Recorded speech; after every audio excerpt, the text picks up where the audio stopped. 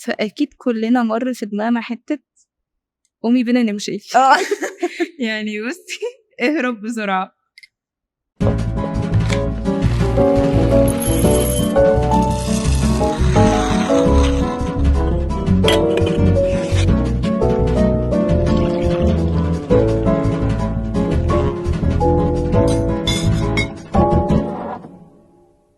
صباح الخير.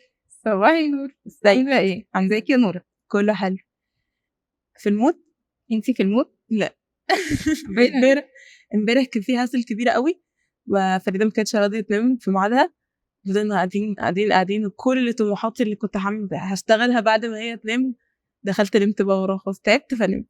يعني انتي كنتي ناوية بعد تناميها تروحي تشتغلي؟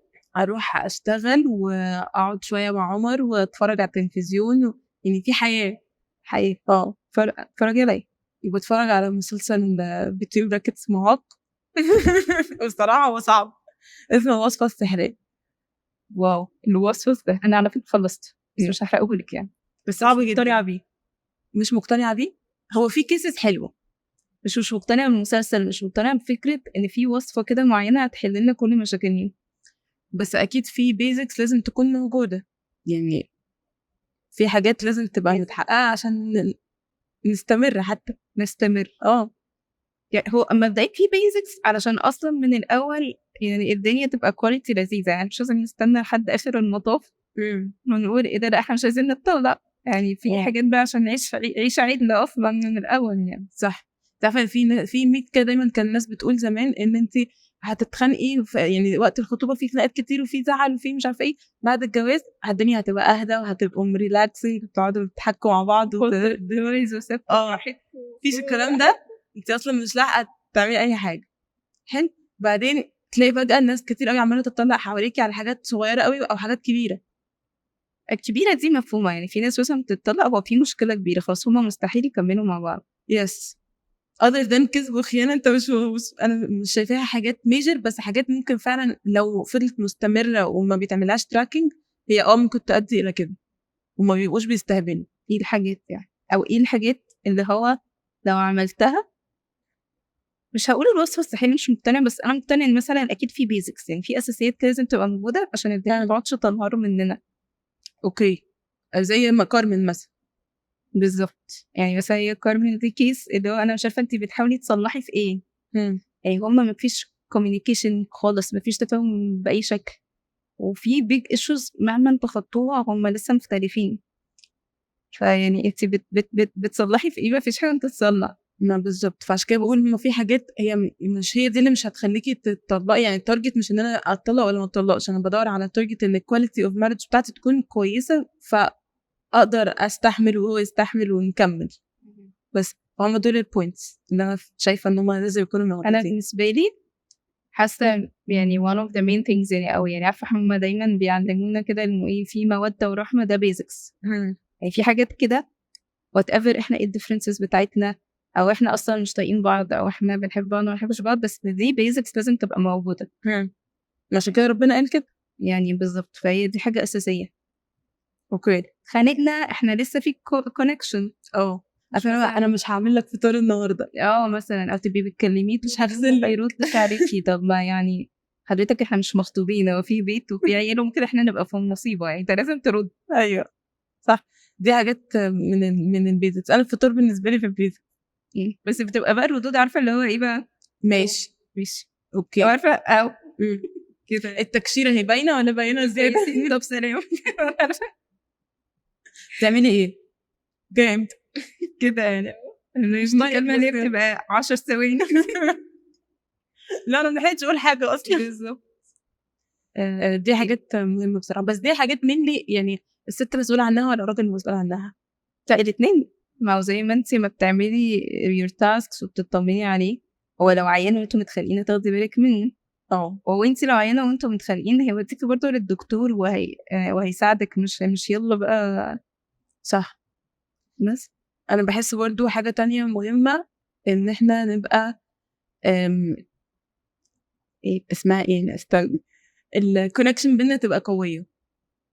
اوكي كونكشن از ان احنا يبقى عندنا دايما تواصل او بنكوميونيكيت او بنتكلم مع بعض كل الاسبكتس بقى، في حاجات كتير جوه التواصل. في الاول انه بالبق، يعني احنا بنتكلم بنرغي بنهزر بنتكلم، مش بنتكلم اللي هو الكلام انه المصاريف والمشاوير في حاجات كده او جنب نغيرها. بالظبط. في كلام بقى تاني ده مش موجود، اللي هو انا زهقت، انا تعبانه، انا مبسوطه كده. الرغي اللي هو بتاع في الشغل، اللي في حياتنا، او الفان تايم اصلا كنت اقضي وقت مع بعض فان، بنخرج بنلعب، حتى لو بتلعبي بورد جيم او بتلعبي كوتشينه، بس بنعمل حاجه فان مع بعض. بالظبط. لان في ناس بيبقى مثلا عارفه في دماغها اللي هو ايه، انا هقضي وقت مثلا مع مراتي، احنا ده وقت اللي هو جبتلك هديه، قعدت عملتلك الحاجات الرومانسيه، ساعدتك في البيت، خلاص.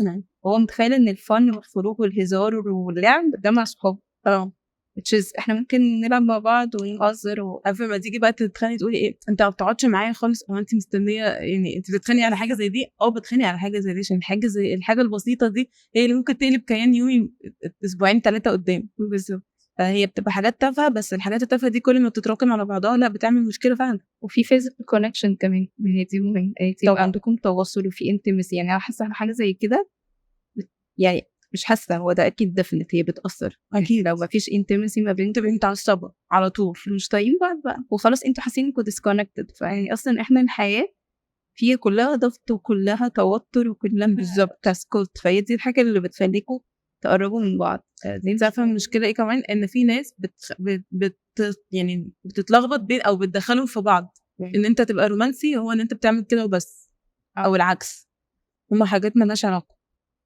هو قصدك ان الرومانسيه ده شق تاني؟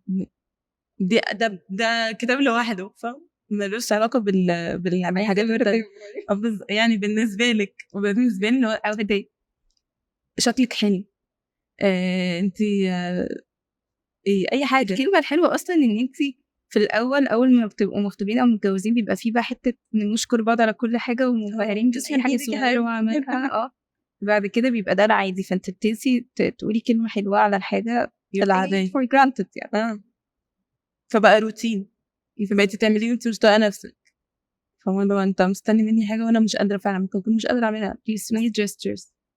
شوكولاته، انا هبقى انت لو جبت لي شوكولاته انا هبقى عاريه. شاورما اجيبها شاورما.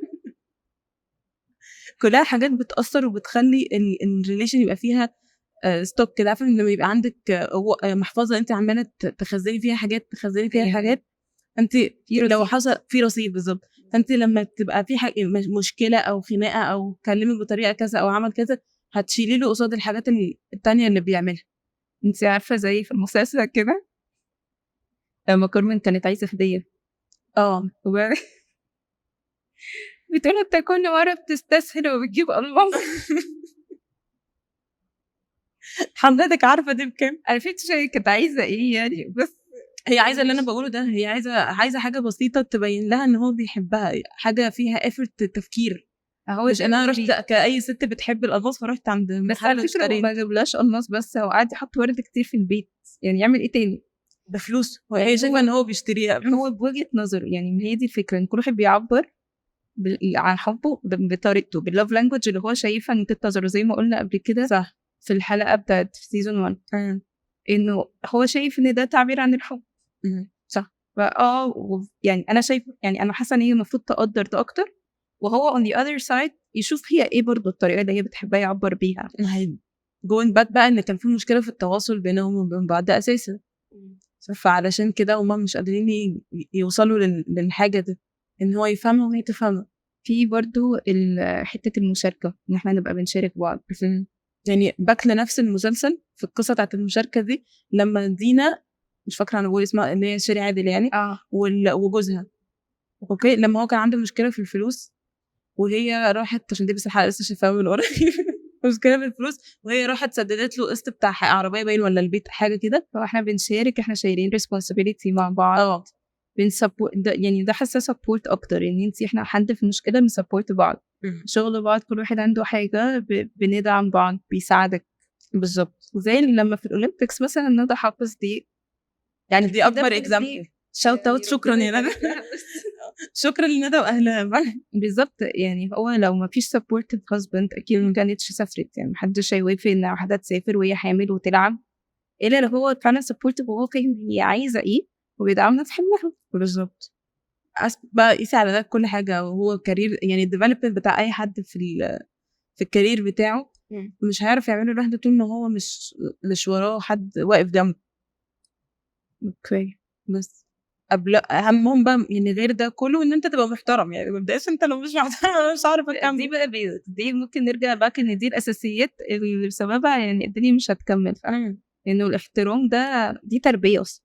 يعني ده بقى اللي هو انت واحد مش محترم، مش بتحترمني، مش بتقدرني، ده بيبان بقى اصلا اصلك وتربيتك. يعني دي مش حاجه هدبيت فيها، يعني مش هبقى بالله عليك احترمني شويه. لا بس في ناس بيبقوا كويسين جدا في حاجات كتير، وانس يعني مثلا اول ما يبقى فيه خناقه تلاقيه شتم مثلا، او وانس فيه بس هو متعصب، ده مش في الفريم العادي بتاع كل يوم. اوكي بس لما بتعصب هو انت ليكي ليميتس برضه. بالظبط هو ده ايوه ان اي كان توليريت شويه حاجات هستحملها. انما لما بيزيد خناقه ورا التانية ورا التالتة، طب انا استحملت وما قلتش على فكره ان الموضوع ده بيضايقني، جيت عملتها تاني وقلتش ان الموضوع ده بيضايقني، جيت عملتها عاشر. ايوه خلاص انا السفنجه خلصت. هي دي بقى setting الباوندريز. انت بالنسبه لك ده يعني في باوندريز معينه دي مش هنستنى مره واثنين وثلاثه ان احنا انها حاجه تتصلح. يعني ما هي هتروحي بقى لان انت ازاي انت محتاجه تعملي effort علشان تمشي الكواليتي بتاعت المارج دي بالطريقه اللي انت عايزاها، او يعني اللي انتوا الاثنين عايزاها مع بعض. اوكي. طول ما الكواليتي دي مش طول ما احنا مش بنقعد نتكلم ونشوف ايه المشاكل بتاعتنا، احنا بنحل ازاي، بنتخانق ازاي، ايا كان تحلي موقف او بتسيبي الدنيا تتراكم مش اول باول بتحلي المشاكل فالدنيا بتكبر. فتلاقي حاجه بقى صغيره جدا. طب يلا انت عارفه نسب الطلاق قد ايه دلوقتي بتاعت الناس اللي الانفلونسرز او البلوجرز اللي بنشوفهم على السوشيال ميديا، او حتى الناس اللي في قرايبنا كتير. طيب ليه؟ انا دايما بحس انه تاني طالما هي مش حاجه يعني ايشو كبيره، دايما هتلاقي المشكله ان هم مش بيرفلكتوا على المشاكل بتاعتهم اول باول، فانت مفيش تواصل، او انت كمان بينك وبين نفسك. يعني انا طول الوقت بقيم نفسي ما بيني وما بين نفسي كده في التربيه في شغلي، انا قصرت في كذا، انا عملت كذا، بس بتنسي الاسبكت دي، بتنسي انه اصلا النهارده مثلا ما كلمتوش وطمنت عليه، نبقى شايفين انه عادي. طب ما انا كنت معلش كنت مسحوله في الشغل. لا طب ما هي دي حاجات كلها بتصب لانها تعمل مشاكل. فانت في الاخر الموضوع it needs effort. يعني هي فكره، هو ما فيش وصفه سحريه، بس هو في effort محتاج يتعمل وفي points معينة مهمة to keep things going. يعني ده بالظبط، دي حقيقة. وأهم حاجة برضو ساعات كتير جدا واحنا متعصبين أو متخانقين، عارفة دايما لما مع أول بتحصل مشكلة وتكون حاجة غامقة قوي في حياتك كده، تبقى إيه؟ أنا اخترت غلط، أنا مش مرتاحة، أنا كده اتسرعت. أيوة ما هي دي بقى نقطة. عارفة إن إحنا كلنا أكيد يعني which is it's never said out loud كده إن تلاقي ست أول ما بتتجوز عندك expectations لشكل الجواز ده، فجأة بقى أنا واخدة الجزء النيجاتيف بتاع المسؤولية والتربية والتعب، وفين كل الاكسبكتيشنز دي نزلت في الأرض. فأكيد كلنا مر في دماغنا حتة قومي بينا نمشي. يعني بصي اهرب بسرعة. بس عمرك ما بتقوليها اوت لاود. يعني انا ام ديفينيت ان كل الناس اللي بيسمعونا هيبقوا اكيد دي مرت في دماغهم في يوم من الايام. بالظبط. مع الوقت بتكتشفي انه لا، هي الحاجات مش بتنتهي بالطريقه دي. هي بتنتهي لو في بيج ايشو. الحاجات الصغيره دي بقى هي اللي بنشتغل عليها او exert فعلا effort. بس بالظبط. ولما نيجي نتخانق بقى نتخانق ونفكر ونريح وبعدين ناخد قرارات، عشان بالظبط لو قلت يلا نطلع احنا متعصبين هنطلق يبقى خلاص بيبقى بجد هنطلق بقى دلوقتي. خلاص لما تخلصي بقى بقيت المسلسل قولي لي بكام ريفليكشن عشان انا في حاجات كتير عايزه اتكلم فيها بس مش هحرقلك. مستنيش في حاجه معينه، لو ما حصلتش هبقى كل اكسبكتيشنز بتاعتي في الارض. ايه هشوف بقى البنيه الست المحجبه دي وجوزها عملوا ايه. هو ده اكتر حته انترستنج في المسلسل كله الصراحه. يعني برضه مهمين، خاصه ان احنا عندنا العددين والكوفي حلو صح. بصي في الاخر زي ما قلنا في اول الحلقه حته انه كلنا بيجي في دماغنا الثوت هو انا كده صح، هو انا الريليشن شيب اللي انا فيها دي صح.